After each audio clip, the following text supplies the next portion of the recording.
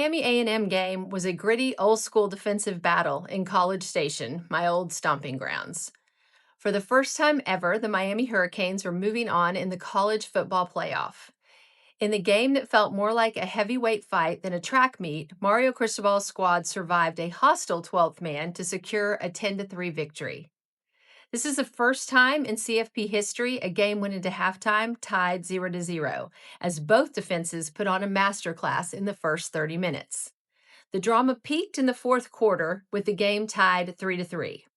Miami star freshman Malachi Toney coughed up a brutal fumble near midfield with only 7 minutes left. The Aggies looked poised to take control, but the Canes defense, led by Rueben Bain's 3 sacks, forced a massive stop. Redemption came quickly.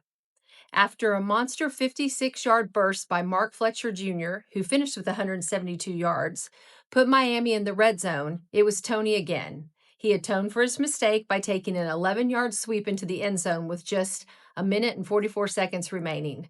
The sidelines, the stands went absolutely ballistic. Speaking of ballistic, you couldn't miss the playmaker, Michael Irving, on the sidelines. The Canes legend was a one-man highlight reel all in of himself, screaming with joy and pacing the turf after Toney's touchdown. Irving's energy has become the heartbeat of this team's postseason run, and seeing him celebrate that first ever CFP win was pure U magic. And it made me smile. To me, he looked exactly the same as he did 3 decades ago playing for my Cowboys. But now back to the recap here. Texas A&M didn't go quietly, though. Marcel Reed marched the Aggies all the way to the Miami 5-yard line, threatening to force overtime in the final seconds.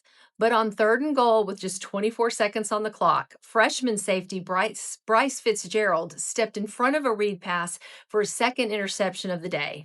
Game, set, match. Final score Miami, Texas A&M 3. The hero, Malachi Toney, with the game-winning 11-yard touchdown run.